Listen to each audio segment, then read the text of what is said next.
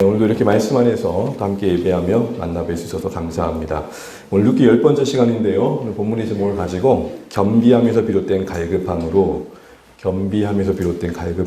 라는 제목으로 말씀 나누고자 합니다. 지난주에 살펴봤던 것처럼 지금 베들레헴 공동체 분위기는 하나님의 선하신 일이 나타날 만한 징조로 가득한 그런 아주 좋은 분위기였습니다. 그 모습의 특징 중에 하나는 서로를 기꺼이 축복해 주는 거였죠. 보아스가 어떻게 보면 주종 관계에 있는 일꾼들을 축복합니다. 일꾼들도 경직되지 않고 자연스럽게 보아스를 축복합니다. 보아스가 눈에 들어오지 않을 한 소녀에게 관심을 보이며 축복하고 배려해 줍니다. 후에 이 보아스와 룻이 결혼하게 될 때에도 모든 마을 사람들은 기꺼이 마음으로 진심 담아 축복해 줍니다. 이처럼 여러분 룻기를 보다 보면 이런 축복의 말로 서로를 격려하고 복을 빌어주는 그런 축복의 삶들도 가득 채워져 있는 것을 보게 됩니다. 지난주 말씀드린 것처럼 이 축복의 삶은 신자된 우리의 소명입니다. 소명의 또 다른 말은 성도들의 삶의 존재 방식이어야 된다는 겁니다.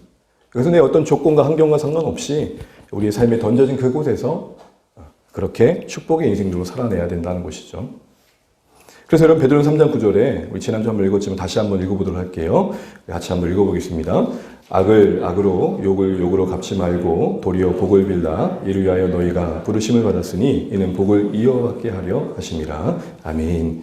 복을 빌어주는 것, 이게 우리를 부르신 하나님의 모습이다라는 겁니다.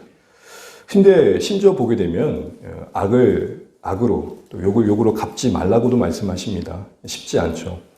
특별히 우리 안에 있는 죄된 본성의 가장 핵심 내용인 이기심과 또 시기심이 이를 어렵게 합니다.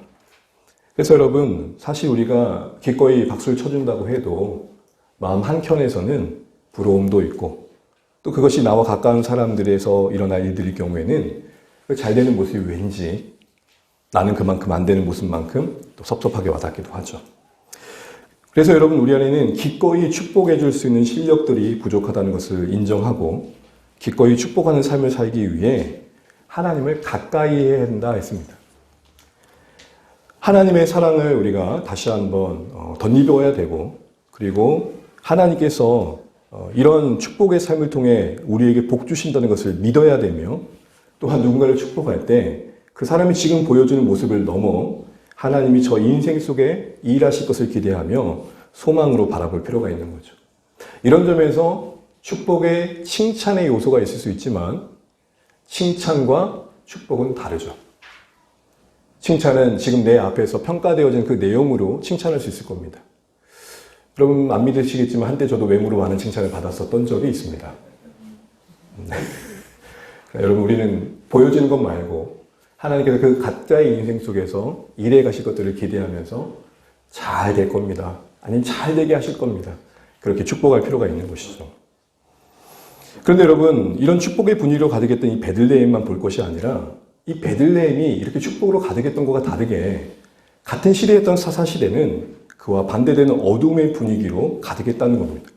사사시대를 쭉 읽어오다 보면 분열과 갈등, 동족 간의 상장의 모습들을 보게 됩니다. 어떻게 이렇게까지 되었나 할 정도입니다. 이런 모습에서 우리는 우선적으로 한 가지를 다시 한번 확인해야 됩니다. 제약으로 가득했던 그 시대적 분위기와 무관하게 베들레헴 공동체는 거기에 영향받지 않고 다르게 살아낼 수 있다는 것을 보여줬다는 겁니다. 여러분 가끔 그런 말 하잖아요. 요즘 다 그래. 다 그런데 뭐 일별나게 너 그러지 마. 피곤해. 이런 말들을 우리가 종종 주변에서 듣습니다. 그래 여러분 다 그래 라고 할 때 그렇지 않는 삶으로 우리가 부름받았다는 사실들을 늘 기억해야 됩니다. 또 그렇게 할 수 있도록 도와주신다는 겁니다. 보십시오. 이 베들레헴의 이 축복의 분위기는 당시 시대의 분위기와 너무 달랐습니다. 시대의 대세를 따른다면 베들레헴도 서로 흉을 봐야 되고 예를 들어 보아스를 욕한다면 저 늙은 남자가 돈 있다고 저렇게 젊은 여자 얻네 라고 뭔가 비방이 깔려야 되고 온갖 음모론들이 펼쳐져야겠지만 전혀 그런 분위기를 찾아볼 수가 없죠. 또한 오늘의 본문의 해석과도 연결될 텐데요. 이런 베들레헴만 볼 게 아니라 사사시대 속에서 이 베들레헴을 비교하다 보면 대조하다 보면 중요한 질문 하나를 던지게 되고 그 질문에 대한 답을 묵상하다 보면 하나님께서 우리에게 뭘 원하시는지 선명하게 알려주는 것들을 보게 됩니다. 그 질문은 다른 게 아닙니다. 한번 보여주시죠. 베들레헴을 왜 하나님께서 주목하고 계시냐는 겁니다. 그 다음 한 번 더 눌러주세요. 더 한 번 더. 이런 질문이에요. 우리 같이 한번 읽어볼까요? 시작. 사단시대 속에서 하나님의 시선은 왜 하필 작고 평범했던 베들레헴을 향하고 계시는가? 예루살렘도 있었고 크고 굵직한 지파들이 거하는 메인 장소도 있었지만 하나님은 이 작고 평범한 베들레헴을 주목하셨다는 겁니다. 왜 그러셨을까요? 이런 답과 말한다면 이렇게 작고 평범했던 베들레헴 이 마을이 이 공동체가 그리고 그 안에 있었던 절망스러웠던 두 여인의 이야기가 어떻게 후에 이 어둠의 시대 사사시대를 끝내기에 선택받았던 다윗을 준비하는 그런 구원을 준비하는 이야기가 펼쳐질 수 있을까라는 질문이라는 것이죠. 오늘 우리가 이 어두운 시대 속에서도 하나님의 주목을 받으면서 구원의 이야기를 써가는 공동체 신자로서 어떻게 살아갈지를 우리에게 보여준다는 겁니다. 이런 같은 묵상의 질문을 가지고 오늘 룻이 보여준 태도에서 우리는 사사시대와 도대체 뭐가 달랐기에 하나님은 이 룻의 행동을 주목하게 하시고 기록하게 하셔서 오늘 우리에게 도전하고 계시는가라는 것들을 생각해 볼 필요가 있다는 거죠. 바꿔 말한다면 다들 그래 라는 시대 속에서 하나님 우리에게 어떤 모습을 기대하시는가라는 겁니다. 그것은 다른 것이 아니라 겸비함에서 비롯된 은혜에 대한 갈급함이 우리에게 있어야 된다라는 겁니다. 이 절망스러웠던 이 여인들, 그들의 이야기가 회복의 이야기로 써져 가고 뭔가 하나님의 구원의 이야기를 써가는 인생들로서 우리에게 소개될 때에 하나님께서 그들의 아무것도 안 했다고 말씀하신 게 아니라는 것이죠. 하나님의 은혜이지만 그 은혜를 담아낼 만한, 그 은혜를 드러낼 만한, 그 은혜를 받을 만한 그 무언가가 있었다는 것을 보여주는 겁니다. 그런 측면에서 오늘 우리가 함께 주목해보고 싶은 단어는 겸비함과 갈급함입니다. 이것이 오늘 룻에게 그 삶의 양식에서 모습에서 드러나고 그것이 그의 삶에 하루하루 이삭을 짓는 그 별거 아닌 수고를 감당하게 하는 힘이 되었고 결국에는 후에 하나님의 인도하심을 받는 그런 그 다음 과정까지 가는 단계였다라는 것입니다. 그래서 그것이 그의 삶에 임하는 하나님의 복이 임하는 하나님께서 보시는 가장 중요한 자세였고 그렇게 임한 복이 결국엔 나오미의 나오미의 그 텅 빔을 채우는 과정이었던 것이죠. 말씀드린 것처럼 이런 룻의 태도는 왜 강조될까 할 때 사사시대에 하나님께서 그렇게 보고 싶었던 모습임에도 불구하고 그 시대는 그것을 상실했기 때문이었습니다.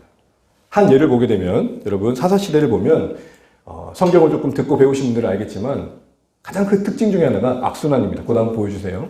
그 악순환은 뭐죠?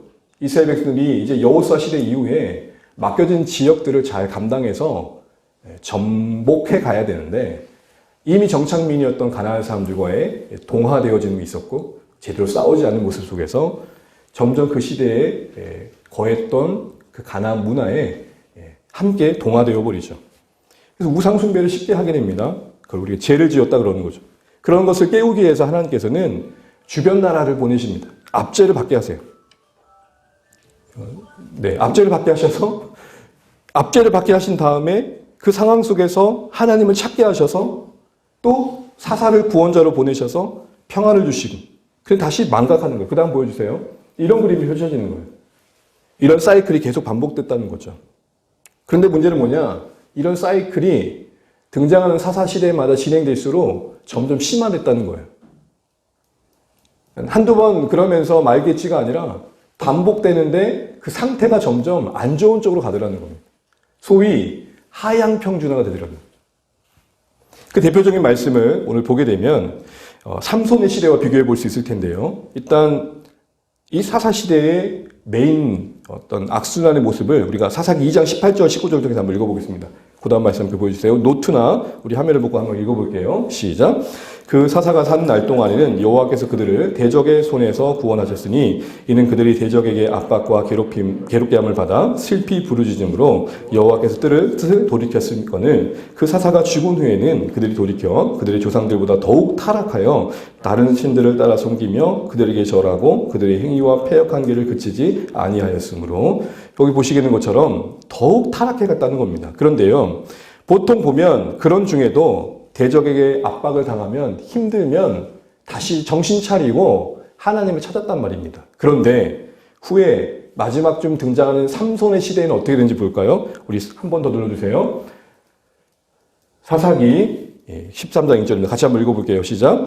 이스라엘 자손이 다시 여호와의 목전에 악을 행하였으므로 여호와께서 그들을 40년 동안 블레셋 사람 손에 넘겨주니라. 압제하는 기간이 1년도 아니고 40년까지 진행됐음에도 불구하고 그 다음 구절이 안 나와요. 무슨 말이죠? 이전에는 압제를 당하면 뭐가 있었어요? 예? 슬피 부르짖음이 있었는데 삼손 시대 가서는 그것마저 없어져요. 어느 정도였는지 우리 그 다음 구절을 보면서 한번 확인해 보면 좋겠습니다. 사사기 15장 1절입니다. 같이 한번 읽어볼게요. 다음 보여주세요. 시작. 유다 사람 3,000명이 에담 바위 틈에 내려가서 삼손에게 이르되 너는 블레셋 사람이 우리를 다스리시는 줄을 알지 못하느냐? 내가 어찌하여 우리에게 이같이 행하였느냐 하니라. 여러분, 삼손을 붙잡으려고 이스라엘 사람, 유다 사람들이 3,000명이나 동원됐고 동족을 붙잡아서 블레셋을 지금 넘겨주고 있습니다. 삼손은 하나님 보내신 구원자임에도 불구하고 그를 붙잡아서 넘겨주면서 뭐라고 말하죠? 우리 노란선만 같이 한번 읽어볼까요? 시작. 너는 블레셋 사람이 우리를 다스린 줄을 알지 못하느냐. 이스라엘의 주권자는 누구십니까? 하나님이시잖아요. 40년의 이 패배에 익숙해지고 소위 타성과 매너리즘에 빠지다 보니까 보여지는 적인 블레셋이 절대 강자로 보였겠죠. 그리고 그런 속에 익숙해진 속에 실패가 숙명처럼 와닿고 현실은 당연시 블레셋이 다스린다고 해석되었던 겁니다. 여러분, 이 시대도 블레셋 같은 세력과 힘으로 영향력을 끼치는 여러 가지들이 있습니다. 그것을 바라보면서 그것이 실세인 것처럼 포효하고 우리를 삼킬 듯 하지만 적어도 우리는 이들처럼 고백하면 안 될 것 같습니다. 블레셋이 세상을 다스리는 게 아니라 하나님이 세상을 여전히 주관하고 계시다. 이처럼 삼손 때 가서는 부르짖마저 상실했고 결국 그것이 그들에게 주어진 압제의 현실을 당연시 여기고 실패를 숙명처럼 받아들이고 있는 것들을 보게 됩니다. 그런데 룻은 어땠죠? 룻기의 모습은 뭐가 펼쳐지고 있나요? 오늘 룻은 보아스의 배려와 축복이 그렇게 큰 것이 아님에도 불구하고 이와 같은 반응을 보입니다. 우리 9절, 10절, 13절 말씀을 보여주시고 우리 색깔 칠한 부분만 같이 한번 읽어보도록 하겠습니다. 시작. 룻이 엎드려 얼굴을 땅에 대고 어찌하여 내게 은혜를 베푸시며 나를 돌보시나이까. 이삭을 좀 더 줍도록 환경을 제공해주고 목마르면 물 마시라고 물 위치를 알려주고 배려의 몇 마디를 들었을 뿐인데 이렇게까지 바싹 엎드려서 고백할 만한 것인가라는 것입니다. 제가 퇴근하고 배고프다 라고 하는데 우리 아내가 사모가 여보 내가 평소엔 안 주겠지만 라면 끓여줄게요. 계란까지 더 줄게요. 끓여줬어요. 성은이 만극하나이다. 라면 차려준 밥상 앞에서 바짝 엎드려가지고 당신은 나의 왕이십니다. 어찌하여 저 같은 인생에게 이런 은혜를 베푸십니까? 라고 할 사람이 있습니까? 당연한 거죠. 하루 종일 일하고 수고하고 왔는데 라면 끓여주는 거 그렇게 하면 안 되는데 그렇게 말할 수 있는 거잖아요. 근데 고맙다고는 할 수 있지만 오늘 룻이 보여준 이 바짝 낮아진 모습을 보일 수 있겠냐는 거죠.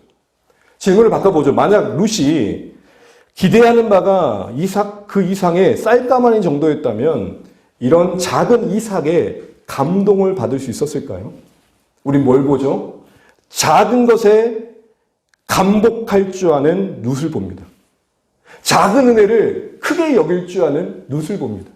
여러분, 이게 이 시대 가운데 우리 가운데 하나님의 나라 이루어간 신자들에게 필요한 은혜입니다.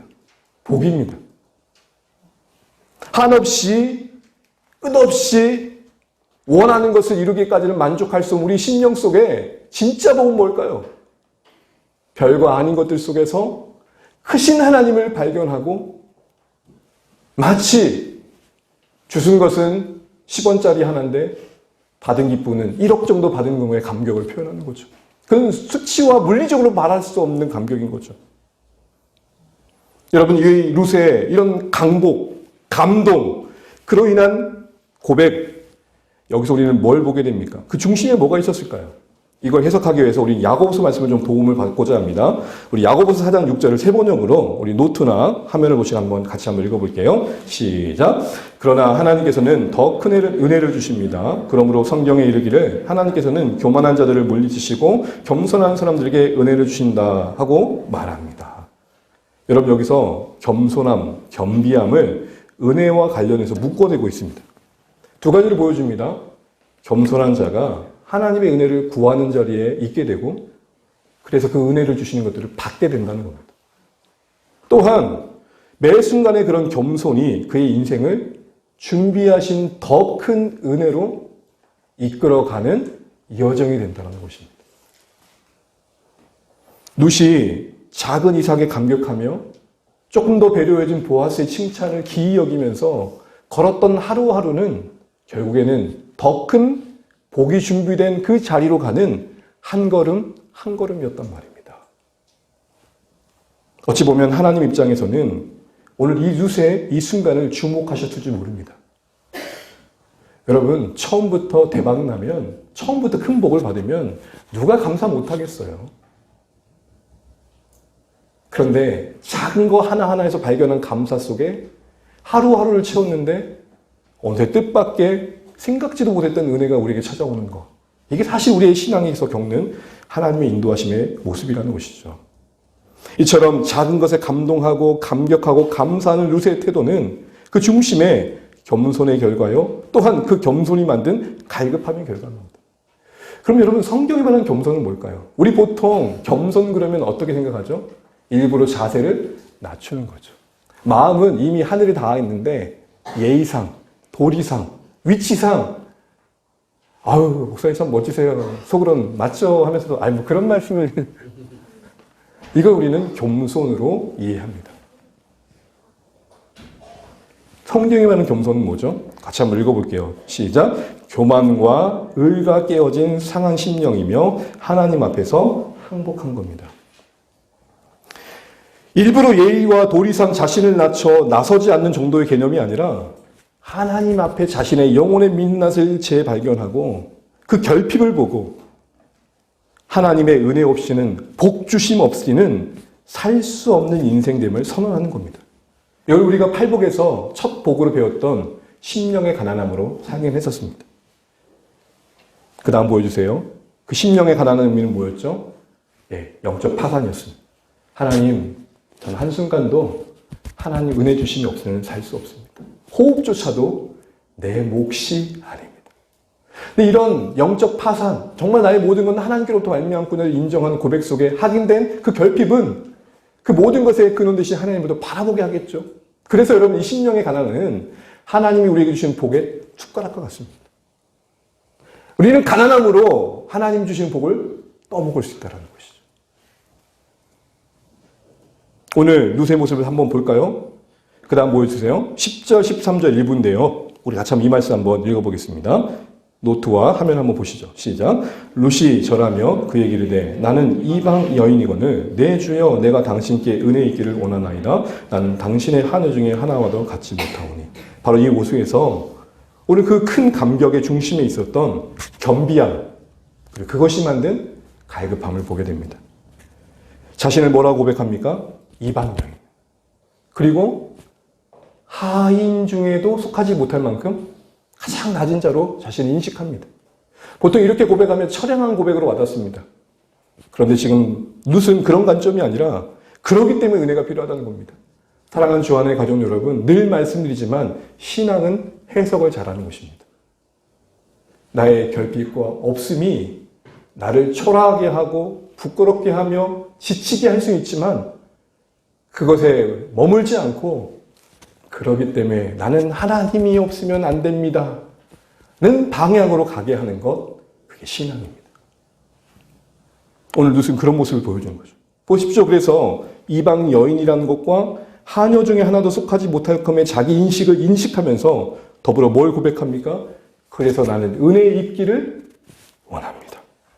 이것은 12절에 보아스의 축복의 반응이기도 했습니다. 보아스가 뭐라고 축복하죠? 여호와의 날개 아래 네가 거하면 좋겠다. 너의 그 행한 일들에 하나님께서 더 큰 복으로 갚아주시면 좋겠다. 그러니 보아스의 말에 반응한다기보다는 보아스가 축복하고는 그 말 속에 있는 하나님의 복 주심에 아멘, 저에게도 그런 일이 있으면 좋겠어요. 정말요. 라고 이야기하고 있는 것입니다. 그렇다고 그 주어진 작은 이삭을 주는 현실에 대한 외면에서 비롯된 탄식도 아니었습니다. 매일매일의 그 작은 것에 감격하면서 예비하신 하나님의 더 큰 은혜가 뭔지 모르겠지만 그걸 좀 보게 해주십시오. 라는 이 겸비함이 계속된 갈망을 만들어 그의 인생을 주도해가고 있더라는 것입니다. 그리고 결국 어떻게 됐죠? 하나님 보시기에 참 아름다웠던 그 모습은 그 나음의 축복의 여정으로 그의 걸음을 이끌어 결국 보아스와 뜻하지 않은 결혼을 하게 되고 생각지 못했던 만남 속에 나오미의 텅 비었던 인생이 하나씩 하나씩 채워지는 복을 나누게 됩니다. 은혜의 있기를 원합니다 라는 갈망함은 그 안에만 머물지 않고 이제 보아스와 만나가지고 잘 되고 나니까 시어머니를 저 방 한 구석에 모셔놓고는 냉정하게 대한 게 아니라 그렇게 받은 복이 그가 결혼한 그 가정을 회복시키는 그런 은혜로 흘러갔던 것이죠. 여러분, 우린 지난 시간에 축복을 빌어줘야 된다 말했습니다. 그런데 여러분, 이걸 위해서 점검해야 될 게 있는데 우리는 그 축복의 근원이신 하나님부터 복 받기를 갈망하고 있는가라는 것입니다. 이거는 함께 가는 것입니다. 하나님 주신 복을 사모하는 자들이 같은 마음으로 누군가에게 그 복을 나누고 싶어 하는 거거든요. 여러분, 예를 들어서 가장 우리에게 큰 복인 구원이 애타고 감격인 자들이 그 구원의 복이 누군가에게 전해지길 바라는 마음은 당연한 거 아닙니까? 바꿔 말한다면 내가 누군가에게 이 복을 나누고자 싶은 마음이 없다는 것은 내 편에서도 하나님 관계 속에서 그 복이 그렇게 감격이 되지 않고 있다는 겁니다. 복의 통로가 되기 위해 복을 사모하는 자가 되어야 된다는 겁니다. 저는 오늘 이 말씀 준비하면서 잠시 우리 청소년들 위해 기도했습니다. 중고등부 시절에 열심히 공부하는 거 참 중요합니다. 그런데 소위 한때 유행했던 말처럼 성공을 위한 공부가 아니라 나누기 위한 공부. 누군가를 또 다른 성공을 시켜주기 위한 실력을 쌓아가는 거죠. 공부를 잘하는 목표를 넘어서 그렇게 해서 도달한 위치와 힘을 내가 어떻게 나눌 것인가에 대해 더 큰 꿈을 꾸고 오히려 오늘의 공부의 기회들을 소중히 여기면 좋겠다라는 것입니다.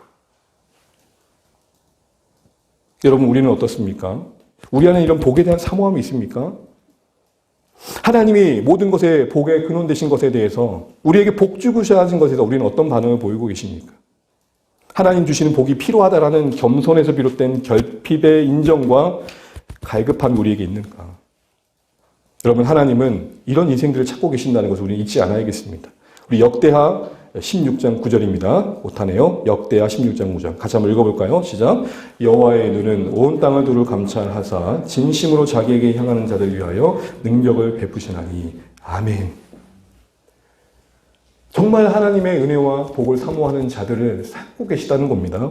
그리고 그들을 통해서 하나님의 복이 흘러가게 하신다는 겁니다. 신약에 한 여인이 생각납니다. 12해 동안 혈루증이라는 심각한 질병을 떠안고 그 다음 자신의 모든 재산을 다 탕진했던, 그러나 나올 수 없었던 불행했던 한 여인의 회복의 과정을 말입니다. 그 다음 보여주세요. 이 여인이 예수님의 소문을 듣습니다. 무리 가운데 숨어 그 앞에 길을 막을 수는 없으니 생각컨대 저분의 옷자락이라도 만지면 내가 뭔가 나을 것 같다라는 복에 대한 사모함이 그 옷자락을 만졌고 결국 자신의 몸에 치유를 경험합니다. 근데 그러고 나서 지나가면 좋은데 예수님이 뒤돌아서서 누가 나에게 손을 댔느냐라고 부르시고 베드로가 뭐라고 말하죠? 그럼 눌러주세요. 그 전에 한 번 더요. 뭐라고 합니까? 베드로가 이르되 뭐라 그러죠? 주여, 무리가 무리가 밀고 있습니다. 무슨 말이에요? 보십시오, 예수님 지금 둘러봐도 지금 여러 사람들이 막 이러고 있는데 지금 누가 손을 댔다는 겁니까? 그 중에 누구를 말하는 거예요? 여기서 여러분 놀랍지 않습니까? 다 손을 댔는데 복은 누구에게 임했어요? 12회에 걸렸던 그 여인에게. 다 예배의 자리에 있는데, 다 말씀은 읽는데, 다 말씀을 배우는데, 정말 누구에게 복이 임할까요? 우리의 심령, 삶의 모든 것에 하나님 주시는 복이 분명 준비되어 있음을 우리는 듣고 배우지만, 갈급함으로 뻗는 손이 없어서, 또 다른 말로 그 하나님의 복과 내 인생을 연결시키는 무릎구름이 없어서 누리지 못한 은혜가 있을 수 있다는 생각들을 한번 해보시면 어떨까요? 더 나아가 하나님의 복과 우리의 현실을 연결시키는 수고를 결단해 보시면 어떨까요? 자녀들을 보면서 찌찌만 하지 마시고 그래서 하나님의 은혜가 필요해요. 맨정신으로 그들의 얼굴을 보고 기도할 수 없다면, 화만 난다면, 그래도 아이들이 가장 기쁠 때가 언제죠? 잠잘 때. 머릿맡에 가서 기 속에 길 대고 기르십시오. 하나님, 우리 하은이가 악착같이 태어났지만 그의 성정이 하나님을 향한 열심으로 본다게 해주십시오. 여러분, 잠잘 때는요, 기도해 주기가 편해요. 어떤 여집사님의 간증. 맨날 술만 먹고 남편을 향해서 원망만 하다가 아니 되겠다 싶어 잠잘 때마다 기도해 줬대요.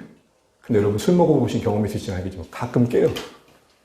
근데 깼는데 뭐가 툭툭툭 떨어지는데 눈은 뜰 수 없고 자기 안에 눈물이야. 내가 너무 심했나? 라는 마음이 자리 잡고 난 이후부터 조금씩 달라진. 밥상을 안 든다고 남편의 마음이 안 흔들립니다. 사랑하는 주 안의 가족 여러분, 하나님은 전심으로 주를 찾는 자를 찾고 계시고 우리는 그 주시는 복이 필요한데 왜 우리는 그 복으로부터 멀어진 현실을 숙명처럼 여기며 하루하루를 그냥 지내버릴까요? 갈망은 진심으로 하나님을 경험했던 자들의 신령한 후유증입니다. 무슨 말이냐? 과거에 한때 그래도 하나님을 깊이 만났던 신자들은 그러지 못한 자신의 현실에 오늘이 애단게 여겨집니다. 한번 기억을 더듬어 보십시오. 우리 하나님 정말 살아계시는구나. 주님의 노고 위대하신 누가 불러라 해서 부르는 찬양이 아니라 정말 내 마음에서 한번 그렇게 우러나왔던 그때의 순간 한번 떠올려 보십시오. 그 순간의 기억이 오늘의 지금의 나의 현실을 비교하고 대조해 보면 마치 사사시대와 룻의 모습을 비교하다 보면 우리가 많은 걸 잃어버렸다는 사실들을 자각하게 되고 그것이 우리의 삶의 회복의 시작이 됩니다. 이와 같은 은혜가 우리 주 안의 가족들 가운데 있기를 주의 이름으로 축복합니다.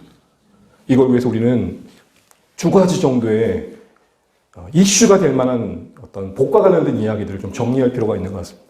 첫 번째는 바로 축복과 기복을 구별하는 것입니다. 사랑하는 주 안의 가족 여러분, 우리가 기복신앙에서 너무 많이 들었을 겁니다. 기복이 뭐죠? 우리가 영적으로 축복받았다라는 증거, 당신이 하나님의 복을 받았다는 증거가 뭐예요? 라는 것을 세상적인 것으로만 확인하려고 하는 것입니다. 세상에서 성공하고 부와 명성을 얻고 건강하고 아픈 것이 없고 고난이 없고 번영해가는 점점 잘 되는 것, 그것만을 가지고 영적인 축복을 받았다는 것을 확인받고자 하는 것입니다.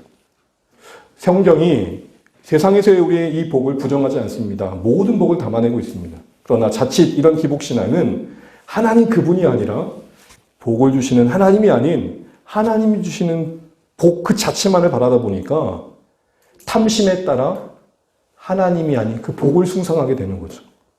그리고 이 기복신앙의 문제는 받은 것이 자기의 존재 안에만 머무는 한계를 간다는 겁니다. 주변을 돌아보지 않는다는 것입니다.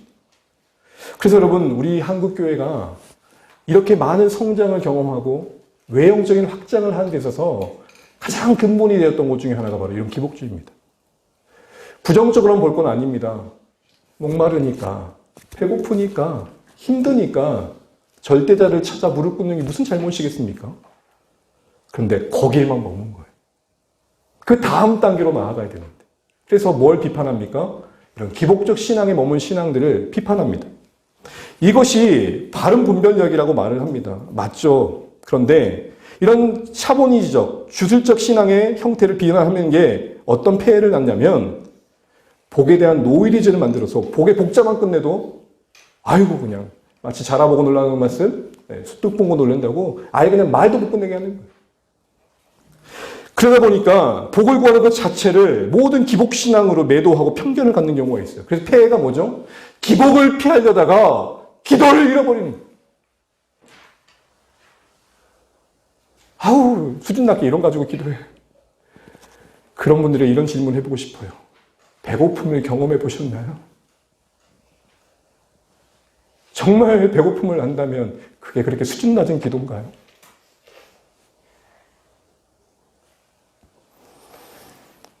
그래, 여러분, 우리 알아야 됩니다. 하나님은 우리에게 복 주시길 기뻐하십니다. 여러분, 특별히 창세기를 열잖아요. 복으로 시작합니다. 모든 만물이 하나님의 복 주심으로 활력을 얻습니다. 계시록을 펼치잖아요. 모든 만물의 완성이 하나님의 복 주심으로 성취됩니다. 복으로 시작했다 복으로 끝나며 복으로 채워지게 성경의 이야기입니다.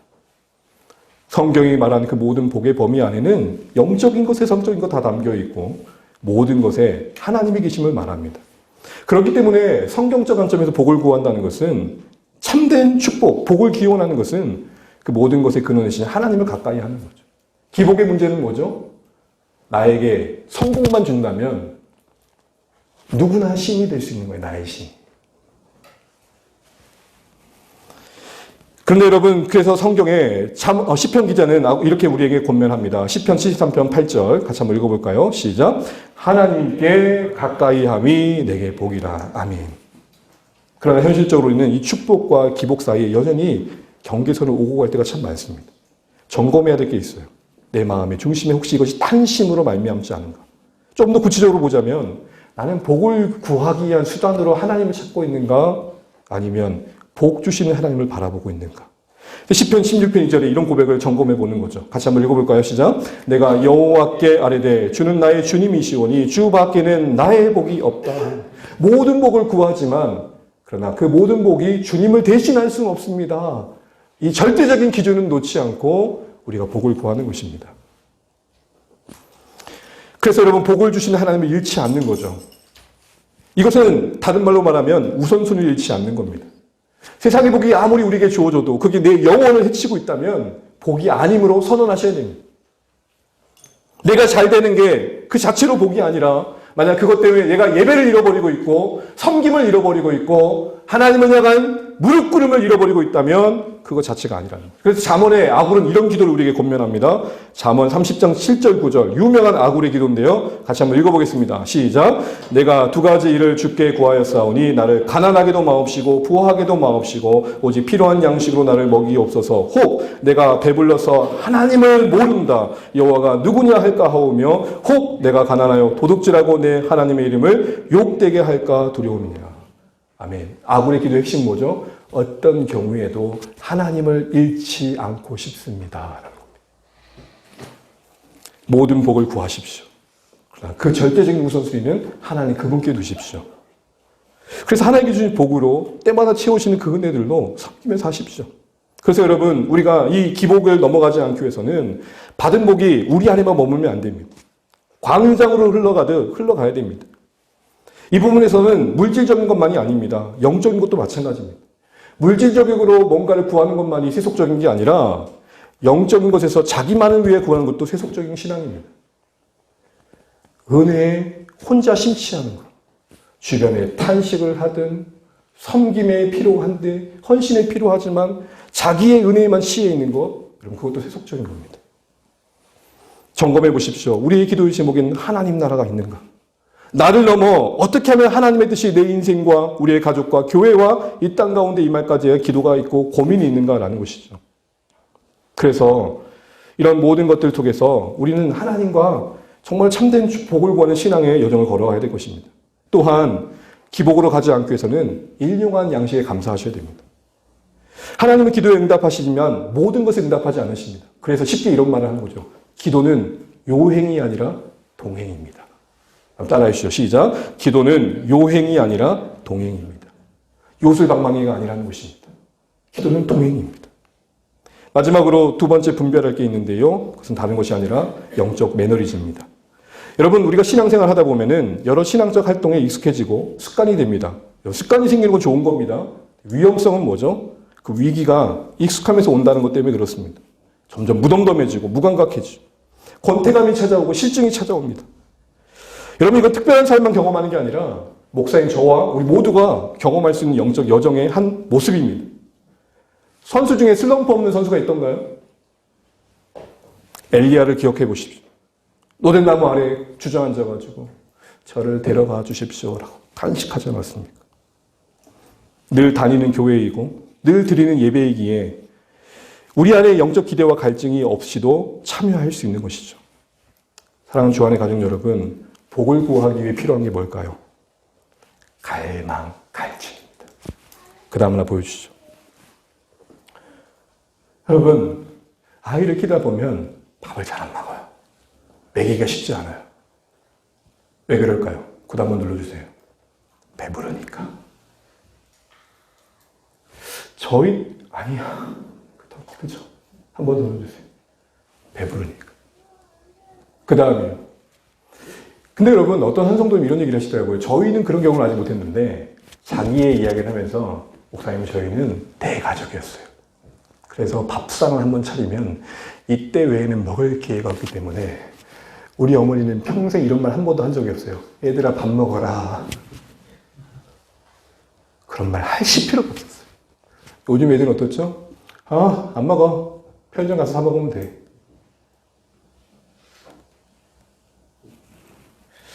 여러분, 매주 설교 듣는 것만이 기회라면 어떻게 되겠어요? 근데 요즘 우리가 어떻죠? 유튜브만 열면 원하는 대로 취사 선택이 가능하잖아요. 가끔 저도 제끼죠. 연병이 떠요? 제껴요. 여러분, 저는 제끼지 말아주시고 한 번만 눌러주세요. 우리를 주한회를 위해서. 저를 위해서가 아니라 그렇게 한번 하면 이제 여러분 알고리즘이 뜬단 말이에요. 제끼지 마세요. 사랑하는 주안의 가족 여러분, 어느새 갈증을 잃어버리고 우리 신앙의 습관 속의 무력함을 숙명처럼 여기고 있지 않으십니까? 여러분, 우리가 은혜가 필요하다는 이 현실을 다시 한번 직시하고 하나님을 바라볼 때 새로운 소망이 시작이 될 겁니다. C.S. 루이스는 이런 말을 했습니다. 진짜 겸손의 출발은 내가 교만함을 아는 데서부터 시작한다. 진짜 복을 구하는 신앙의 시작은 하나님 어느새 하나님 없이도 살아온 하루하루가 많이 쌓였네요. 그런 의미에서 여러분, 우리 예배 나올 때 기쁨으로 나오는 것도 믿음입니다. 그런데 하나님, 그렇게 예배 나올 때 기뻐하는 사람도 많은데 난 여전히 마음이 왜 이렇죠? 라고 답답해하며 한숨을 쉬며 하나님 이런 나를 도와주세요도 믿음입니다. 그러니 우리 모두 우리 안에 잊혀진 갈망을 회복해달라고 기도하며 영적인 것뿐만 아니라 범사에 하나님 주신 복을 많이 누리시면 좋겠습니다. 어느 누군가를 마주할 때 용기가 안 나십니까? 하나님, 저 인생을 사랑하긴 쉽지 않은데 그래도 오늘 마주할 수 있는 마음을 보여해 주세요. 하나님, 말씀을 봐도 예전처럼 기쁘지 않아요. 그러나 한번 열어보니 뭐라도 하나 내 마음에 와닿게 해주세요. 뭐라도 좋으니까 한 가지만 좀 받아.